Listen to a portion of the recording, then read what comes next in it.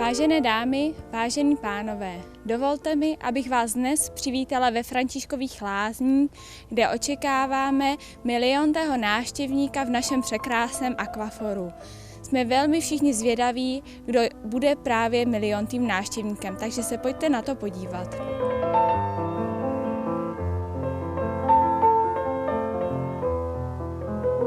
Akvaforum, svět vody a relaxace ve Františkových lázních, patří již od roku 2005 k hlavním atrakcím pro naše návštěvníky a hosty ve Františkových lázních.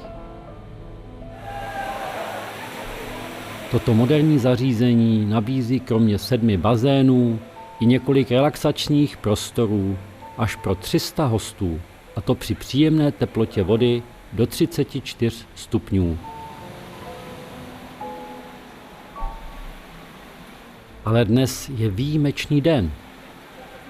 Přišlo mnoho hostů, ale nejen proto, aby se koupali, nýbrž proto, aby zažili jedinečný okamžik, který má historický význam, především provedení akvafóra. Očekává se totiž miliontý návštěvník. Tým Akvafora je již celý nedočkavý a také zástupci tisku si dělají důležité poznámky. A pak konečně přijde veliký okamžik. -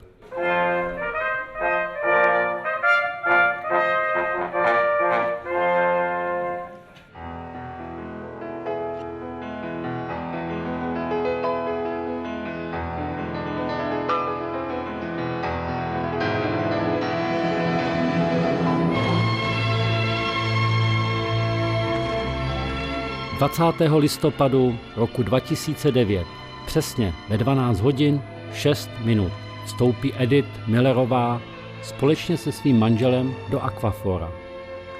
Přijeli z Frankfurtu nad Odrou a na tuto mediální akci nebyli určitě připraveni. Bylo to pro ně vydařené překvapení. Blahopřeje také půlmiliontý návštěvník.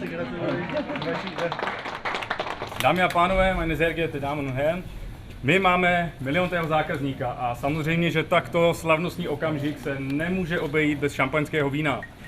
Dovolte mi nyní, abych pro naše vzácné hosty to šampaňské víno otevřel slavnostní ceremonii Sabrage de Champagne jako český velvyslanec Bratrstva rytířů vína Šampaň.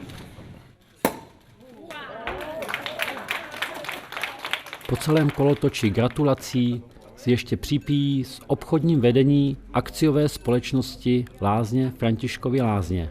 A bublinek bylo opravdu dost. Aby nebylo těch překvapení málo, čekalo pro naše hosty ještě mnoho dárků. 100 VIP volných lístků do Akvafora. Vše samozřejmě na pozvání akciové společnosti Lázně Františkovy lázně. V každém případě přivítání miliontého návštěvníka je velká událost. A samozřejmě je to významný den pro nás, pro celý tým akciové společnosti Lázní Františkovy lázně. Dokazuje to, že naše strategie o tom postavit podobné zařízení ve Františkových lázních byla správná. Obavy z toho, že 5000 místo, kterým jsou Františkovy lázně a jeho okolí, nebudou schopni naplnit jedno z největších zařízení svého druhu v České republice, se ukázaly lichými. Proto tento den je vlastně i naší slavností a slavíme spolu s miliontým návštěvníkem.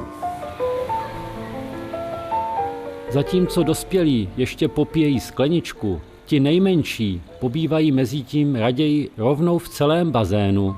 A kdo chce, najde zde také saunu, výřivku, skluzavky, snackbar, fitness centrum a další sportovní a kulturní zařízení. Otevřeno má Akvaforum každý den od 9 do 21 hodin. Navštivte nás a zažijte souhrn mnoha světla, překrásné architektury a především hodně vody.